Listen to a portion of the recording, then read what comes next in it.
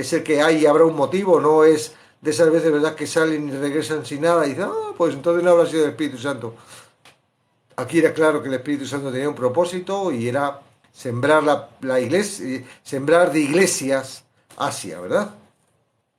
Chipre, Asia y todo esto. Vale, pues entonces leemos el capítulo 14 de Hechos. Dice, aconteció en Iconio que entraron juntos en la sinagoga de los judíos y hablaron de tal manera que creyó una gran multitud de judíos y asimismo de griegos. Mas los judíos que no creían excitaron y corrompieron los ánimos de los gentiles contra los hermanos. Por tanto, se detuvieron allí mucho tiempo, hablando con denuedo, confiados en el Señor, el cual daba testimonio a la palabra de su gracia, concediendo que se hiciesen por las manos de ellos señales y prodigios, y la gente de la ciudad estaba dividida. Unos estaban con los judíos y otros con los apóstoles. Pero cuando los judíos y los gentiles, juntamente con sus gobernantes, se lanzaron a enfrentarlos y a apedrearlos, habiéndolo sabido, huyeron a Listra y Derbe, ciudades de Licoania y a toda la región circunvecina, y allí predicaban el Evangelio. Y cierto hombre de Listra estaba sentado, imposibilitado de los pies, cojo de nacimiento, que jamás había andado.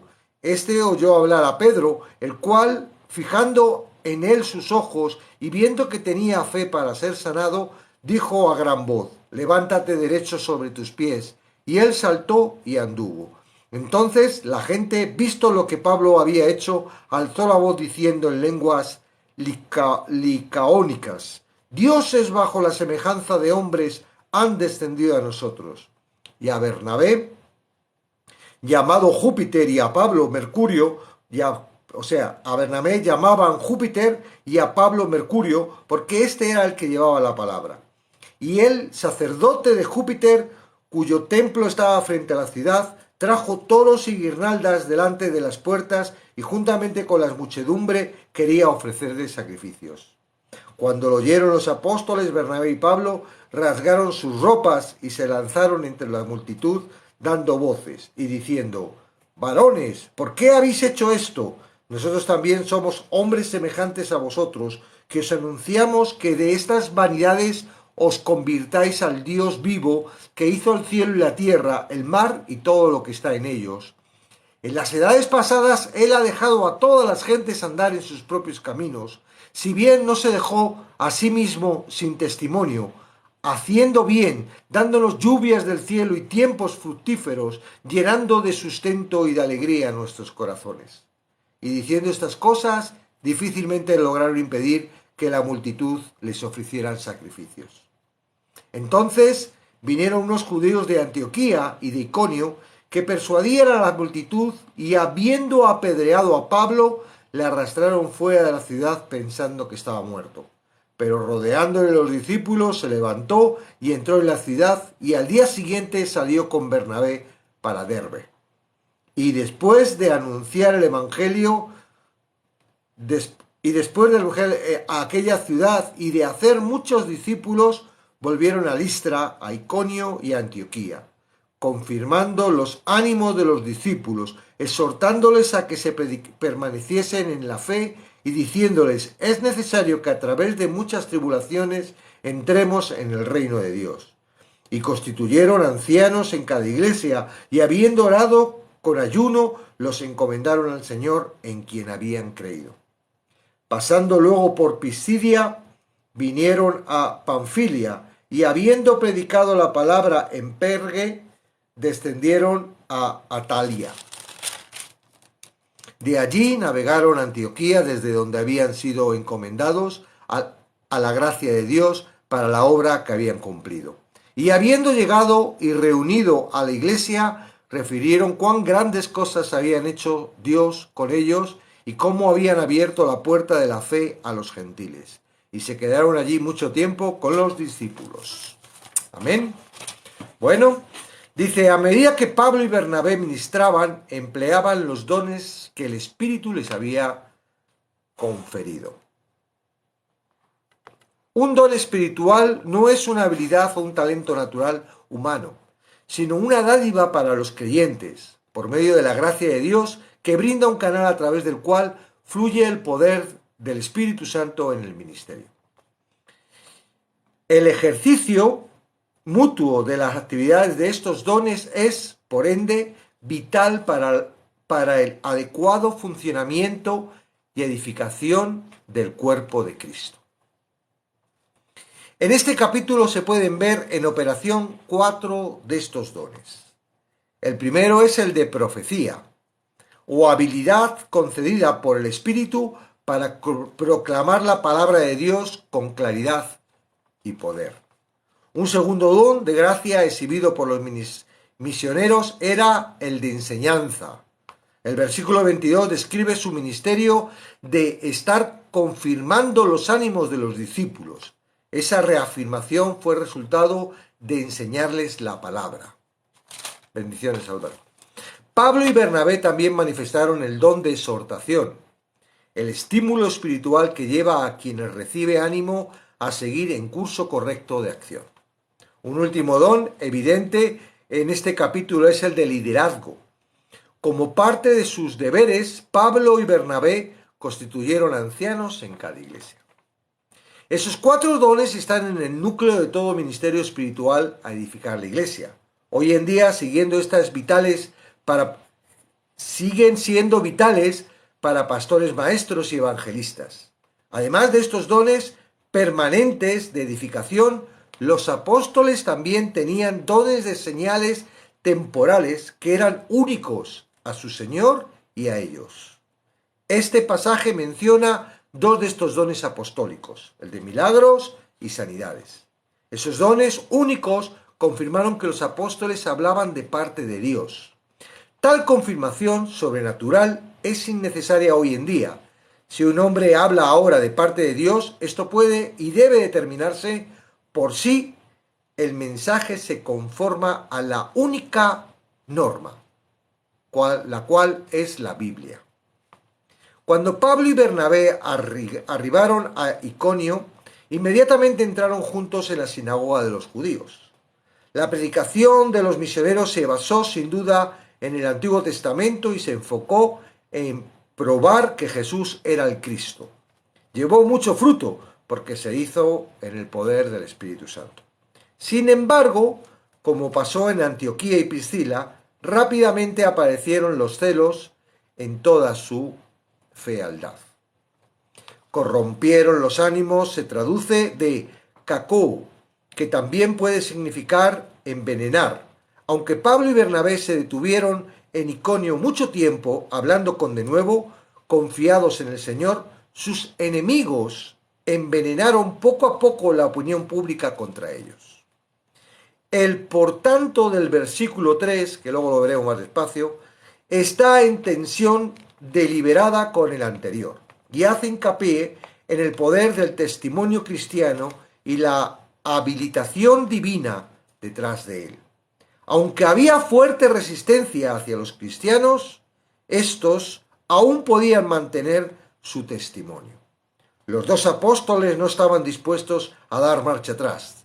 Tenían el poder del Espíritu Santo para hablar con denuedo por parte del Señor.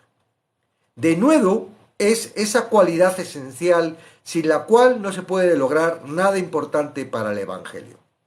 Es lo que permite a los creyentes persistir frente a la oposición.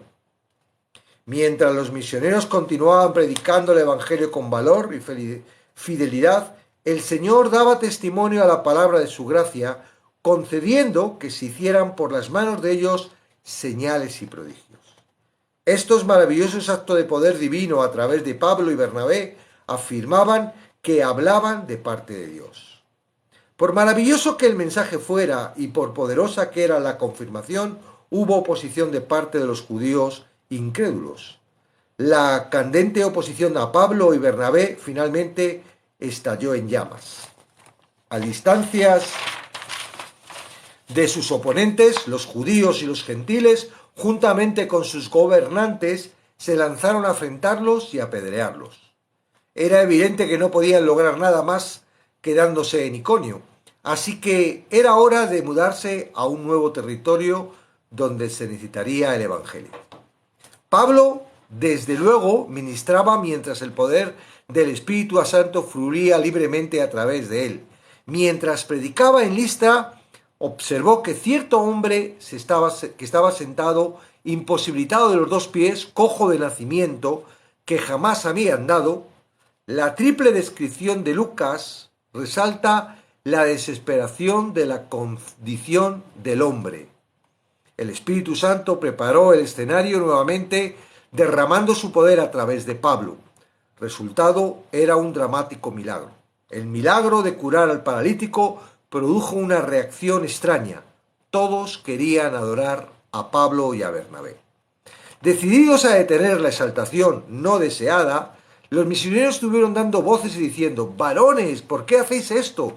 Nosotros también somos hombres semejantes a vosotros, que os organizamos que os convirtáis de estas vanidades. Ellos no eran dioses, insistieron Pablo y Bernabé, sino hombres semejantes a los liconianos. No se sabe si los judíos que vinieron a Listra de Antioquía y de Iconio perseguían a Pablo y a Bernabé, o si simplemente estaban en viaje de negocios. En cualquier caso, se indignaron al encontrar a los dos misioneros proclamando otra vez el Evangelio.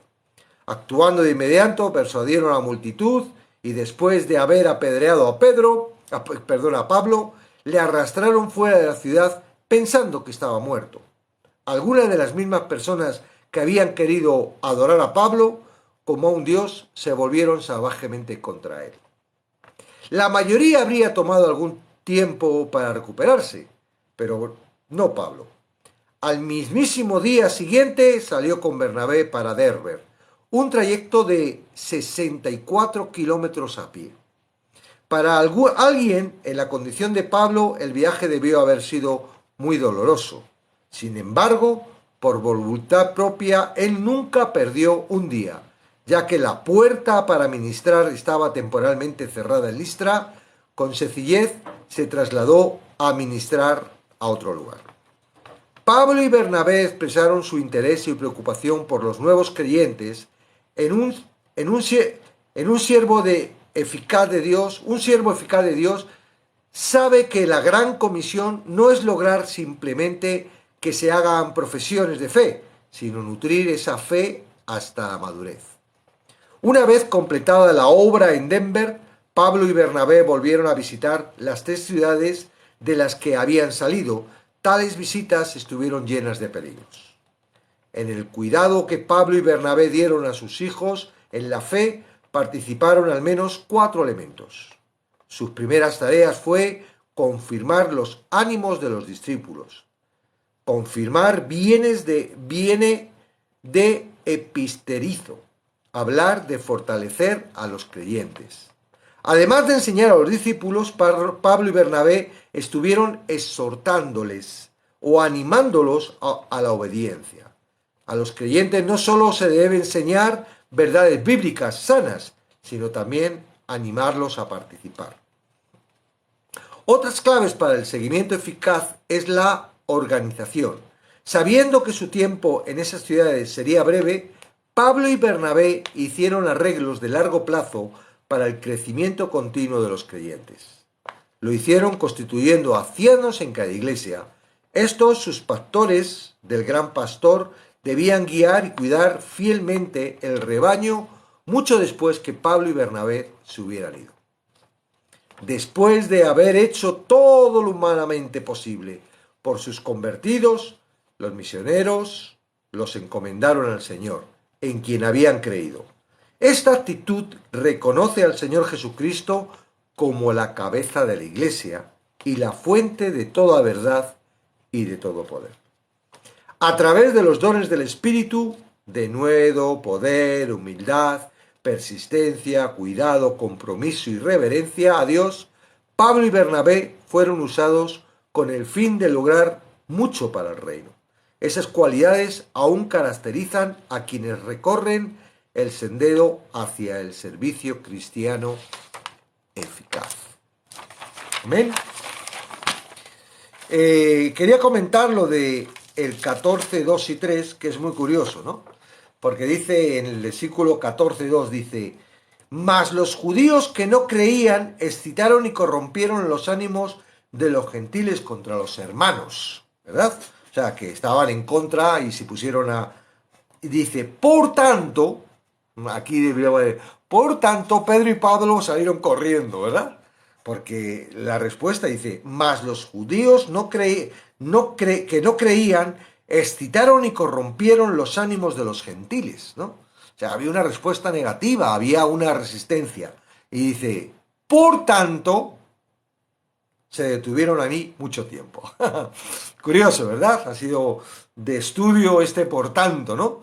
Por tanto, ¿cómo que por tanto? Si hubiera sido al revés, ¿verdad? Había mucho ánimo, la gente estaba escuchando, la gente se estaba convirtiendo, por tanto, se detuvieron allí mucho tiempo. No, no fue así.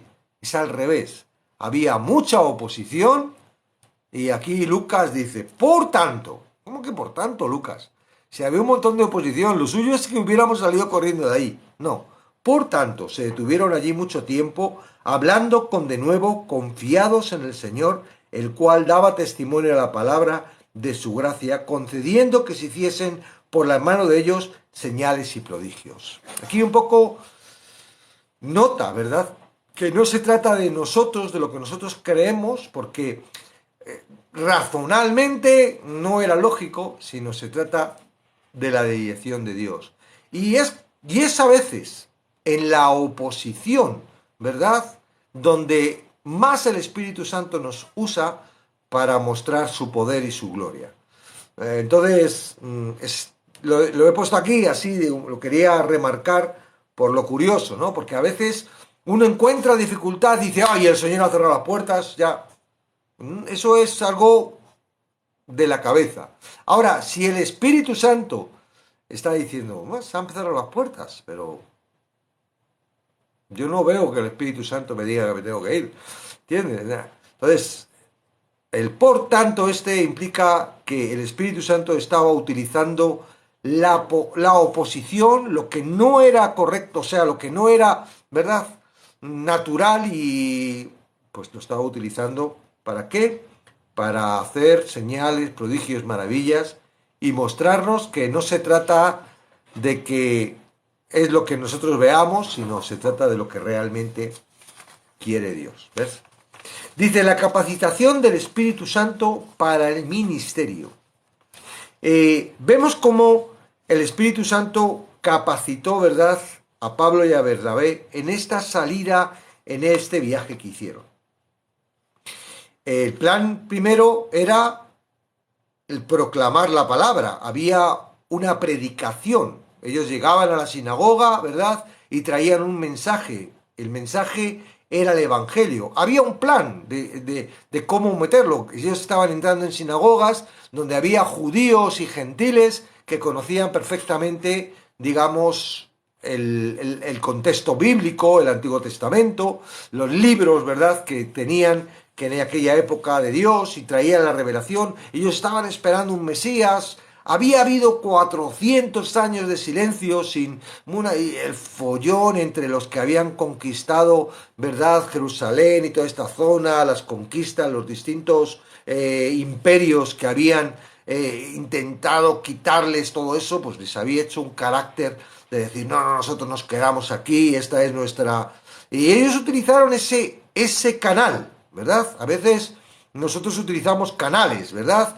Por ejemplo, sabemos perfectamente que la Navidad no es en estas épocas del año, pero bueno, las iglesias lo utilizan como diciendo, bueno, la sociedad está como en este momento, la Navidad, hay una sensibilidad, ¿verdad?, de la Navidad, un concepto de que por qué la Navidad y religiosamente y tal. Entonces, bueno, pues aunque no es en estas fechas, utilizamos, digamos, estas fechas ¿para qué? Para introducir en ese concepto de religiosidad o en ese concepto de tradición lo que es realmente el mensaje de Jesucristo, ¿verdad? Hay algunos por ahí que se enfadan mucho cuando celebran la Navidad en esta fecha porque dicen, es que los... No, también eran hijos de Satanás, ¿no?, los que no creían en Jesucristo, y aquí vemos cómo esta gente se metía en las sinagogas, ¿verdad?, para predicar la palabra, y no porque se metieron ellos, las sinagogas se convirtieron en iglesias. Yo no veo ninguna sinagoga convertida en iglesia. Siguió siendo sinagoga. Parte de las personas que había allí aceptaron el mensaje, ¿verdad? Y se convirtieron y crearon grupos. Se reunían, en las casas se reunían. No había un espacio, ¿verdad? No tenían tampoco capacidad. Era al principio y estaban ahí, pues viendo a ver qué iba a pasar con todo esto, pero creyeron el mensaje. El mensaje es que ese Mesías que tanto esperaban y que tanto proclamaba, ¿verdad? Sus escritos, sus libros, lo que leían, lo que pues se había cumplido y lo que pasa es que era distinto, no venía para que ponerse como rey, venía para libertarnos del pecado. Quien entiende eso queda libre de la esclavitud del pecado. Y quien no entiende, por muy judío que sea, pues sigue siendo esclavo del pecado. No ha encontrado, ¿verdad? Entonces, digo, la primera parte del ministerio era la proclamación. En este caso, en aquella época que todavía no tenían Biblia, ¿verdad? No tenían Nuevo Testamento, se estaba creando el testimonio para que posteriormente se generara el Nuevo Testamento, lo que ahora nosotros tenemos. Se utilizaba el don de el profético. Era la palabra de Dios. ¿Qué estaban haciendo ahí sino lanzando la palabra de Dios a través de lo que habían escuchado, ¿verdad? En el caso de Bernabé, de los apóstoles, en el caso de Pablo, lo que había experimentado él personalmente con Jesucristo y lo que pudo haber luego aprendido en el estudio durante los años que estuvo enfocado en entender qué estaba pasando y qué era ese mensaje que tenía que llevar para ser utilizado por Dios, ¿no? Decía Jesús, vas a ser útil mío para llevar el Evangelio a los gentiles. Entonces, vemos que el don que Dios puso en Pablo y en Bernabé, el primero era un don de la palabra. Hay un don que Dios pone en cada uno de nosotros, ¿verdad? Es un don que independientemente no tienes por qué ser un superdotado, porque eso lo da Dios, pero ya tenemos la palabra. Y tú simplemente lo que tienes que hacer es leer la palabra y cuando la palabra te sorprenda y cuando la palabra te indique, tú márcala, subrayala, no es pecado marcarla, ¿eh? Subrayala y cuando tú tengas que hablar con alguien, ¿verdad? De la palabra, del Evangelio, lo único que tienes que hacer es abrir la Biblia y que la propia palabra hable. Ya no tienes que estar diciendo, ay, Dios me ha dicho que hoy te diga. No, ya lo ha dicho y es cierto que quiere que nosotros se lo digamos a las personas. Entonces, el don de profecía no es que ahora tú tengas que escuchar la palabra del Espíritu Santo en tu mente y entonces dices, es que yo no la escucho y si la escucho estoy dudoso si es la palabra o es otra cosa o es mi pensamiento, ¿verdad? Entonces eso nos hace a veces callarnos y nos hace no desarrollar algo que es necesario para el crecimiento de la iglesia y la edificación, que es el proclamar la palabra. Claro, para proclamar la palabra tienes que leerla y tienes que entenderla.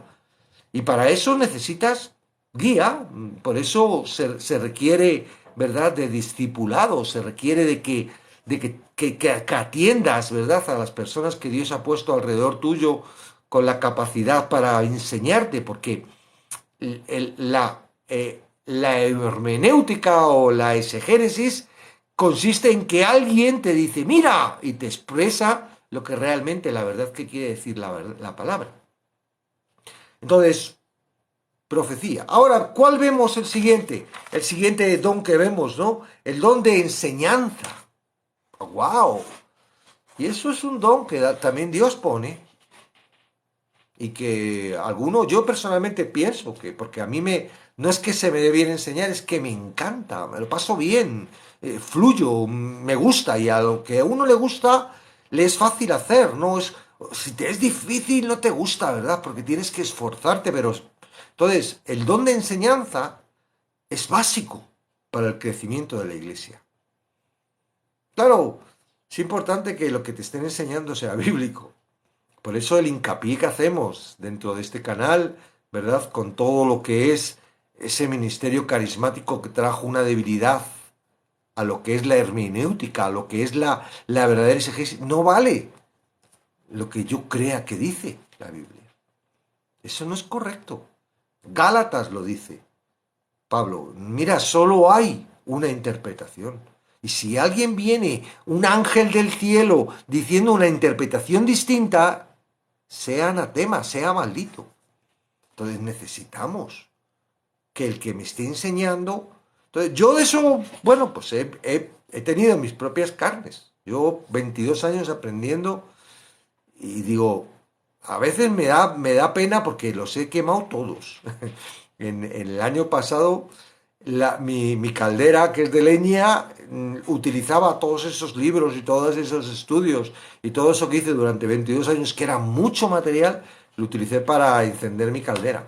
Y hoy en día me arrepiento de haberlo hecho, porque hoy en día podía haber cogido y decir, mira, lo que me estaban enseñando, ahora no lo tengo, pero bueno, es fácil encontrarlo por ahí, por internet, porque siguen enseñando lo mismo. Entonces es importante que tú sepas, dice, vamos a ver lo que me están enseñando.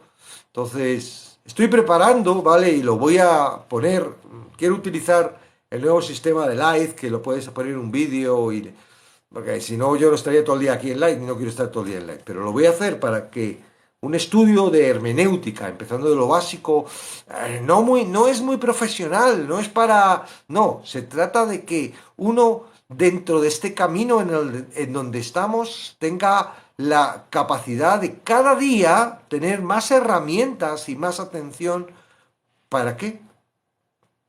Para no traer una interpretación que no es correcta. Una interpretación correcta es como no creer en la Biblia, o peor aún, te está llevando a algo que no es de Dios, creyendo que es de Dios. Entonces, hay un peligro, hay un peligro. ¿Mm? Entonces, poco a poco. Entonces, la enseñanza, un don que Dios pone a las personas, ¿verdad? ¿Para qué? Para que se esfuercen en enseñar. Ahora, qué curioso. Mira, yo por mucho don que tenga de enseñanza, si la persona a la que estoy enseñando no quiere ser enseñado, de nada sirve. Es decir, a mí me pone el don de enseñanza, pero la persona a la que tengo que enseñar tiene que tener sed de aprender. ¿Verdad? Esto no vale como cuando mandamos a los niños al colegio, por obligación. Y van porque tienen que ir, porque si no van, nos meten a la cárcel a los padres, ¿no? Porque es obligatorio que el niño vaya a clase, para enseñarle las cositas que quieren que aprendan, ¿no? Que muchas de ellas ni son reales, no son verdad, pero bueno, son teorías y está bien aprenderlas. Todos los hemos aprendido y... Entonces, hay que querer, no basta con, ay, Dios ha levantado maestros, sí, pero el maestro necesita de personas. Y yo agradezco a las personas que tienen sed, porque eso, yo de nada me hace enseñar. ¿Qué gano enseñando? No, quien gana es el que aprende. Bendiciones, Raz. Quien gana es el que aprende. Entonces, wow, ¿de qué sirve un don de enseñanza si no tenemos personas a las que hemos predicado? Si no tenemos personas que hayan entendido de que necesitan conocer la verdad de la palabra, que no basta con aprender, porque a veces unos se creen, ay, ya he leído, voy la parte que me corresponde, ya está Dios contento conmigo. Dios no está contento porque tú leas la Biblia. Dios no está contento porque te tires horas orando, ahí orando y orando. Dios no está contento porque vayas a ayunar. Dios no se pone contento por esas cosas. Esas cosas son un proceso para que tú puedas conocer a Dios. De nada te sirve el hecho de decir, ay, hoy me he leído un capítulo completo, qué bien, va a estar contento mi pastor, va a estar contento Dios, ¿no? Si no has entendido nada o si has entendido algo que no es, mejor que no lo hubieras leído. O sea que, en ese aspecto. Entonces, el maestro es esencial. Y que vayas y que aprendas de los maestros es esencial. Porque te ayudan a tener el conocimiento claro de la palabra. Ahora, no te creas todo lo que te digan, tú tienes que verlo en la Biblia, o sea, porque yo ahora, por ejemplo, podría haber dicho, no, no, que me han enseñado esto y esto es lo que me han enseñado. Las personas que me han venido dicen, mira, lee bien, lee bien. Por eso digo que utilicemos la Biblia para predicar, utilicemos la Biblia para evangelizar, para que sea la Biblia la que hable. Yo no tengo que hablar, yo no tengo por qué saber. Mira, lee lo que pone aquí en Juan 3:16. De tal manera amó Dios al mundo que ha entregado a su Hijo unigénito para ¿qué está diciendo aquí? Ah, pues aquí está diciendo que Dios ha mandado a su Hijo y que Él mismo lo interprete y lo diga, efectivamente. ¿Y tú? ¿Qué quieres? ¿Mm? Utilizar la Biblia, ¿verdad? ¿Ok? En enseñanza igual. ¿Qué pone aquí? ¿Y qué pone aquí? Como estamos haciendo con esto, ¿verdad? Pablo enseñaba y eso traía, ¿verdad?, gozo y crecía y asentaba las palabras. Había fuerte oposición. ¿Qué creéis que la oposición en aquel tiempo no era como la de ahora? Igual. O bueno, yo creo que era peor porque hay ahora muchas más, pero había mucha oposición. Los judíos estaban en contra totalmente de lo que estaban enseñando. Y no tenían una Biblia para decir, mira, lo pone en la Biblia. Era un testimonio.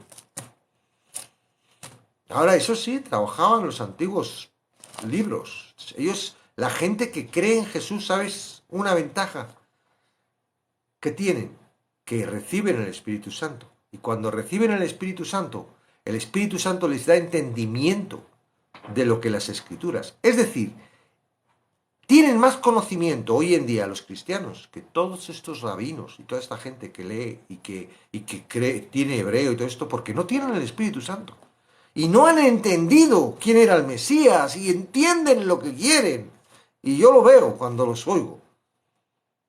Porque no tienen el Espíritu Santo, no tienen el Espíritu de revelación. Oyendo, no oyen. Viendo, no ven. No solo es para el Nuevo Testamento, no solo es para la nueva revelación, también para la antigua, porque la antigua revelación traía testimonio de la buena y no se dan cuenta. Por eso los judíos que convierten y que ven, dicen, wow, y se convierten a Jesucristo y creen en Jesucristo, se les abre las escrituras y tienen un entendimiento totalmente distinto. ¿Mm? Entonces, aquí era clave, y es clave, que tú creas en Jesucristo para entender la Escritura. Por eso hay muchos ateos y muchos islámicos y muchas personas religiosas que están empeñadas en leer la Biblia y en querer sacarle. Y lo único que sacan son cosas contrarias y, oh, aquí hay una contradicción ahí, porque no tienen al Espíritu Santo. No tienen al Espíritu Santo.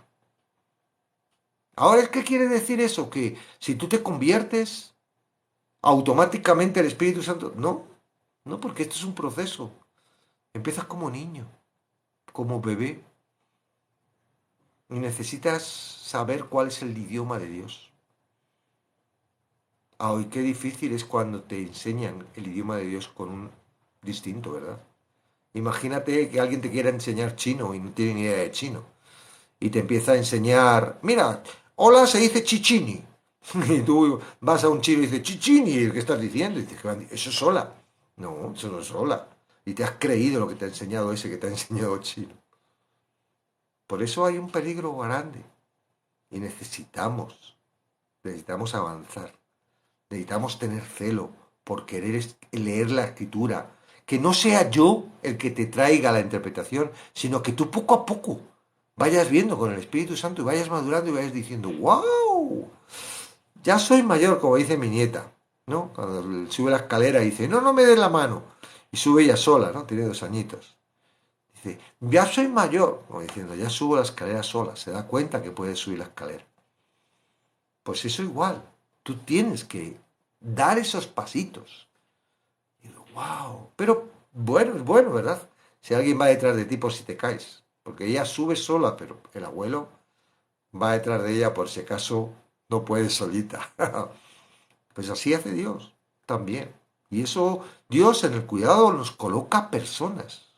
Respétalas, cuídalas. Y no lo digo por mí, porque lo digo por la gente que tienes alrededor tuya, que se está esforzando en enseñarte y que te está se está esforzando en que crezcas y en que veas. Dios los ha puesto para ti. Pues tú hónralos por lo menos con atención, con cuidado, con, con respeto, ¿verdad? Porque la mente, Satanás te va a poner rápidamente cosas en contra de ellos para que no te acerques, para que te aísles, para que no los utilices. ¿Qué otro hemos visto? El siguiente era don de exhortación. Qué bueno. Mira, esto es, yo digo, uy, ¿cuántas veces nos ponemos a exhortar sin tener este don? Porque no es fácil, amigos, no es fácil. El don de exhortación es algo que Dios te tiene que dar porque tú tienes que corregir en amor. No en porque te des cuenta de un error tienes capacidad para corregir en amor. El don de exhortación es necesario y lo da el Espíritu Santo también. Entonces tú tienes que tener cuidado y decir, oye, cada vez que exhorto a alguien se monta un follón, ten cuidado porque a lo mejor no tienes ese don, no es tu llamado. Bueno, pues no, Dios no te ha puesto porque somos miembros, ¿verdad? Unos para una cosa, otros para otra. El don de exhortación es algo necesario. Y es algo que tú tienes que acercarte a esa persona y saber y decir, wow, esa persona se está equivocando y está errada, tengo que corregirle. Pero no porque esté en pecado y vaya, no, sino porque al corregirle funciona, va a edificarle, ¿no? Entonces la persona cuando se le corrige, ¿cuántos de uno a nosotros nos han corregido y han dicho, al principio la exhortación se recibe mal porque el espíritu, ¿verdad? Y el corazón no nos gusta que nos corrijan. ¿Qué se estará pensando? ¿Es que es mejor que yo? Por eso te digo que hay que tener el don de exhortación. Hay que ir con cuidado, con amor. No se trata solo de que tú observes el error y vayas y le corrijas. No, la palabra de Dios está diciendo que hay que hacerlo en amor. Si tú no lo sabes hacer en amor, mejor no. Ora por él. Arrópale, mejor que traer, porque a veces se producen encuentrazos muy desagradables. Pero la otra persona se ofende. Y ya no solo tiene un error, sino que encima está ofendido. Doble tinieblas que le apartan de Dios. No le apartan de ser hijo, pero sí de la comunión. Pero esto es un don que Dios pone. Y que tú tienes que darte cuenta. Tengo este don. Ah, wow. Pues, aunque tengas el don, la gente a veces también responde de esa forma. Porque el corazón del humano es duro. Y no le gusta que le corrija, no le gusta. Ahora, tú vas en amor y vas a trabajar en amor y te toca. Ese es el don que Dios ha puesto en ti para que vayas. Y no se trata de que esa persona se esfuerce, se trata de que esa persona se dé cuenta de que no es correcto. Yo, mira, estaba viendo, ayer domingo estábamos viendo en Juan 18, cuando Pedro, ¿verdad?, niega a Jesús. ¿A quién le llamó a meterse allí? Jesús le dijo, sígueme. No, al contrario, dijo, mira, cogerme a mí a estos, dejarlos en paz, para que no perdiera ninguno de ellos. No, no, Pedro, no me sigas. Lo que tengo que hacer, lo tengo que hacer yo. Aquí el único que tiene que morir soy yo. Tú, aunque mueras, no vas a salvar a nadie. No es beneficioso para la iglesia si tú mueres. Pedro, no hace falta que vengas. Porque Pedro fue. Porque él le había dicho anteriormente, aunque me maten, yo no te abandonaré. Y estaba ahí encabezonado en su corazón de que tenía que hacer eso. Él lo quería, ¡ah! Tengo que hacerlo, tengo que hacerlo. Y se metió en un lío. Se metió en un lío que no supo cómo salir. Porque en el momento de que, ya te digo que era tontería, ¿para qué iba a morir él? Pedro, si no, y por mucho que mueras, no vale para nada eso. No vas a salvar la vida de Jesús. Jesús tenía que morir. Es que no voy a pasar de tomar esta copa. Le dijo cuando sacó la espada y le cortó la oreja al sumo sacerdote. Guarda ya esa espada. Déjalo, Pedro. Pero ¿por qué le siguió? Porque somos así, ¿verdad? Creemos que nuestro tesón va a ser útil para Jesús. Pero no. Entonces yo decía, ¿no? Ayer en el S, digo, Dios no quiere que hagamos nada. Porque nada de lo que nosotros podamos hacer le beneficia a Él, al contrario, nos estorba a nosotros. Todo lo que nosotros hacemos con nuestro esfuerzo nos está estorbando. Son obras de justicia, son obras muertas que no. No. Él no quiere que nos esforcemos, Él lo que quiere es que que nosotros seamos usados por Él.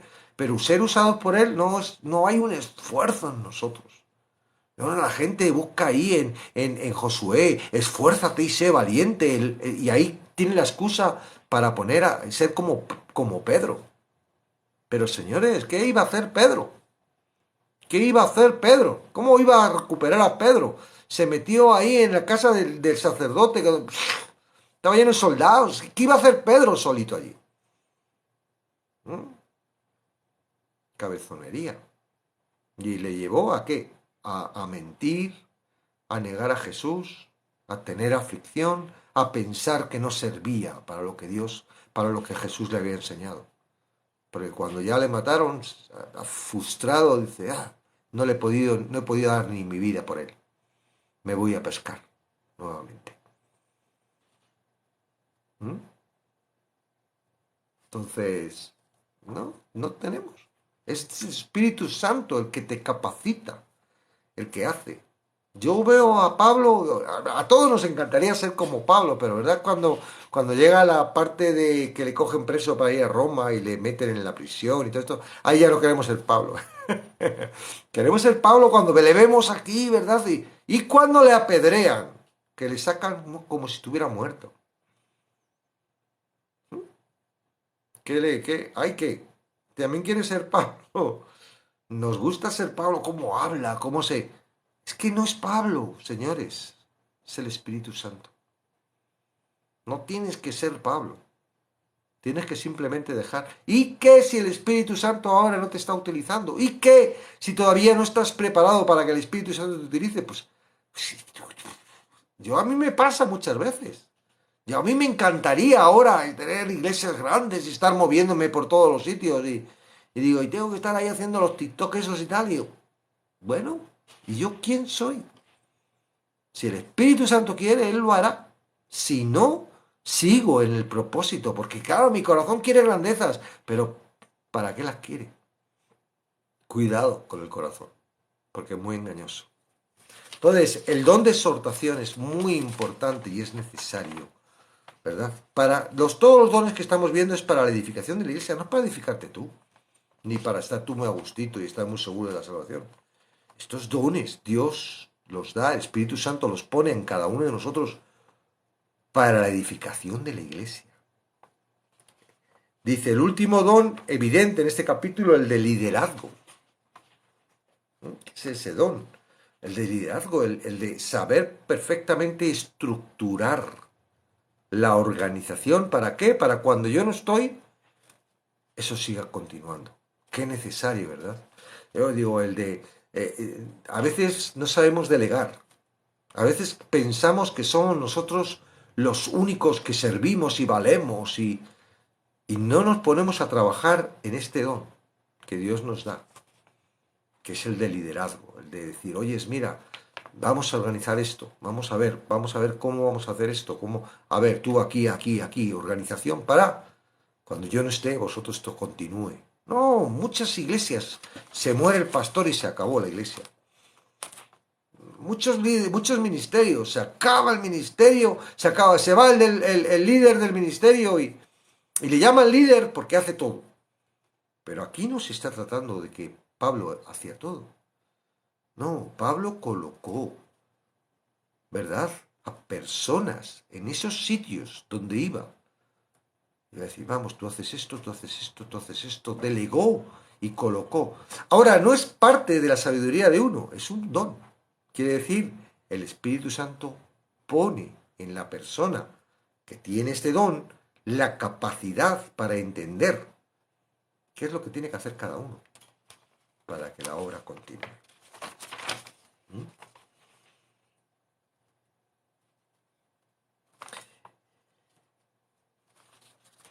Entonces vemos que no se trata solo de evangelizar. La iglesia se ha centrado en lo que yo conozco y veo que por anterior, muchos años después, se ha esforzado en la evangelización para atraer a las personas a la iglesia. Es decir, enseñan y trabajan con métodos para que las personas vengan a la iglesia y entonces en la iglesia se genera lo que es el discipulado, ¿no? O lo que es en sí toda la atención para que el crecimiento de ese que ha crecido, pues crezca. Entonces, no es la dificultad de hablar y que alguien crea en Jesús y que conozca a Jesús, es la dificultad de que esa persona venga a la iglesia.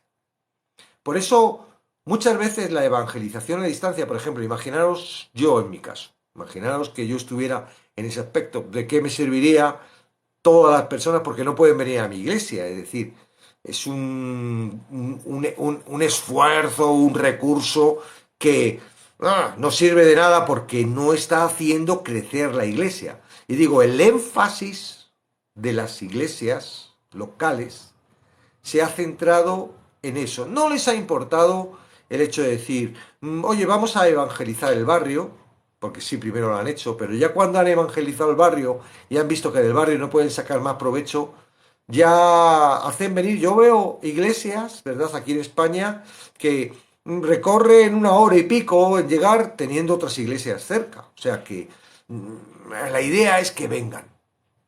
Claro, yo, por ejemplo, yo soy español. La iglesia a la que yo iba era de crecimiento total de personas que habían venido de Sudamérica y de México, algunos de México. Entonces, ¿qué sucedía? Que el ambiente que se genera en esa iglesia claramente era un ambiente con cultura, pues entre una mezcla, ¿verdad? Un tipo paella ahí, pero de Sudamérica, ¿no? Había colombiano, mucho, porque el pastor era colombiano, argentinos, chileños, peruanos un montón, ecuatorianos un montón, porque eran los que estaban llegando a España y ya llegaban con el Evangelio, entonces pues encontraban la familia fuera de que ya no tenían familia en su país, porque llegan a un país extranjero donde no tienen familia y que se encuentran pues ahí encuentran la familia y entonces van a las iglesias y ahí en la iglesia pues generan una familia que era una mezcla. Ahora, para mí me era muy difícil llevar a gente de mi familia a esa iglesia. ¿Por qué? Porque claramente no era un carácter español. Tenía una cultura, una mezcla de cultura de Sudamérica. Entonces ahí la gente llegaba y lo que veía era que no había españoles, que eran gente emigrantes, todo. Personas que en un momento... Y para mí me era difícil llevar una persona, la llevaba y tal, pero no congeniaban.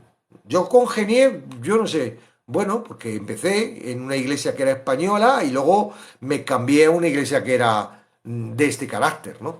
Entonces lo que quiero decir con esto es que el sistema no te enseña a que a quien tú evangelizas tienes la responsabilidad de discipular. Da la impresión de que unos discipulan, otros evangelizan, otros no sé qué. Y no es correcto. No es correcto. Es como si tienes un hijo físico y se lo das a otra familia para que lo críe. Yo me voy a tener solo a tener hijos. Hago el sexo y tengo hijos y cuando se lo doy a otra persona que los eduque. No. Dios te está poniendo hijos espirituales para que los alimentes, para que los cuides, para fortalecerte a ti. Entonces es importante que cuando tú evangelizas, no solo evangelices, sino que tengas en mente que vas a cuidar, que no, la función no es, ay, si no viene a la iglesia, ¿qué hago? Pues te toca acercarse a su casa. Hoy en día en España está creciendo un ministerio, Enviados se llama. Viene de la parte de Suiza y ha tenido mucho éxito por África, que se trata de células, no son iglesias, son células en hogares, y de esa célula en el hogar, cuando ya empieza a ser incómodo porque ya no caben o ya hay mucha gente, se trabaja para que de esa iglesia se genere otra célula, otro hogar. En China, la iglesia subterránea trabaja así, en hogares y células, y crece y crece y crece. Yo cuando estuve en el sur de España, el tiempo que estuvimos bueno, ayudando a una iglesia que estaba creciendo, había un ministerio que tenía mi mujer que era el café matutino. Entonces, se tomaba un café en una casa y esa mujer invitaba a las personas que estaban alrededor a tomar un café, a hablar de algún tema y esto del otro, y en ese mismo día se veía en qué casa vamos a ir mañana y tal, y de esa forma, de casa en casa, tomando café. Entonces, ¿qué es lo que se va buscando? Se va buscando que la persona crea, que cree en su ambiente, se desarrolle en su ambiente. Esto es por tribus, ¿verdad?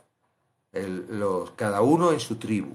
Y si yo me encuentro bien en mi tribu, ¿por qué me tengo que ir a otra tribu a aprender? Si tengo que irme a otra tribu, a otra etnia, ya no me gusta tanto.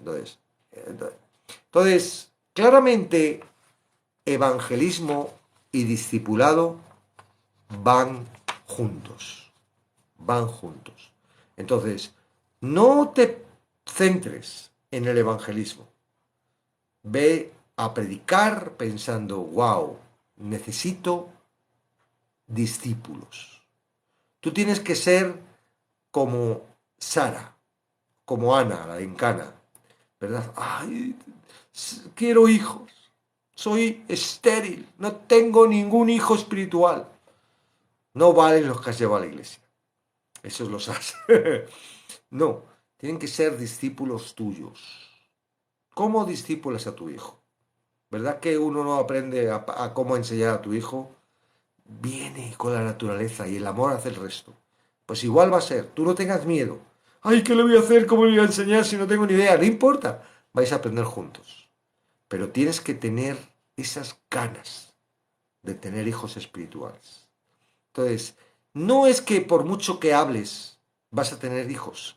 No, es cuanto más deseo y más se lo pidas, más Dios te va a guiar al sitio donde está la persona que Dios tiene preparada para que sea tu discípulo y empiece a crecer y a crecer la iglesia. El fundamento de la salida, de la primera salida, y ya con esto termino, el fundamento con la primera salida que yo veo, ¿verdad? Porque aquí hemos terminado, ha llegado otra vez al punto de partida. El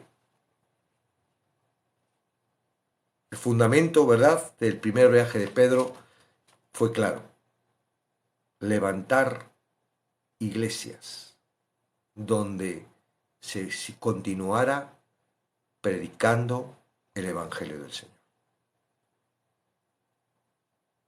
Y el Espíritu Santo consiguió eso. Porque ahora vamos a ver que el segundo viaje es lo que hace es visitar a esas iglesias que en el primer viaje se crean y ellas siguen para adelante, y en el segundo viaje ahora va a trabajar y vamos a ver cómo es después. Esto es un proceso. Tú tienes ganas de que Dios te use, ¿verdad? Porque ese es el fundamento. ¿Por qué tú no te vas a usar? Si no se trata de ti, se trata del Espíritu Santo. No se trata de tu valor, no se trata de lo que tú sabes. Se trata de lo que Dios quiere hacer. Ahora, Dios busca vasos de barro que entienden que no son ellos, que es lo que va a llenar en ese vaso, lo que va a hacer el trabajo. ¿Mm? Entonces, primer paso, tienes que pensar en pescar. Evangelizar yo lo veo como pescar, ¿verdad? ¿Dónde vas a ir a pescar? Cuando vayas a pescar, pues voy a ir a pescar aquí. Muy bien. Ahora, cuando tú vas a pescar a un sitio, tú tienes que saber qué tipo de peces hay en ese sitio. Tú tienes que saber qué personas son las que hay ahí. Son religiosos, les gusta el ocio, son ecologistas. Tú tienes que, porque el anzuelo que vas a poner para que tú puedas, clan, pescarlos, y el pescado es la palabra, ¿verdad? La prédica, tiene que llamarles la atención. Entonces, a mí me gusta mucho esto del pescar. Yo no sé si pues, alguno de ahí pesca, ¿verdad? A mí me gusta lo de la pesca y aprendo mucho, porque me di cuenta, ¿no? Se trata de que el pez venga y le guste lo que tú has puesto en el anzuelo. No se trata de darles de comer y hablarle de Jesús y que se vayan, ¿verdad? Se trata de alcanzarlos, de que ese pez venga a la cesta. ¿Qué le dijo Jesús a Pedro?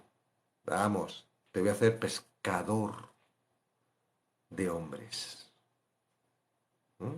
Entonces, el primero es pescar. Tienes que tener mente de pescador, de pescadora. Tengo el cebo, tengo bien el cebo, tengo bien el anzuelo, tengo... Vale, ¿a qué sitio, qué tipo de peces, qué tipo de personas son? ¿Qué es lo que les llama la atención? Como Pablo, ¿no? Llega ahí al... Vamos a ver que llega a Grecia y se da cuenta de que ahí son todos que le gustan los dioses. ¿Qué coloca en su prédica para llamar la atención? Porque lo importante es que la gente te escuche y una vez que te están escuchando, el Evangelio hace el resto, ¿verdad? Una palabra de Dios hace el resto. Va a haber gente que va a creer, va a haber gente que no va a creer, va a haber gente que va a estar contigo, va a haber gente que se ponga en contra. Lo estamos viendo en hechos.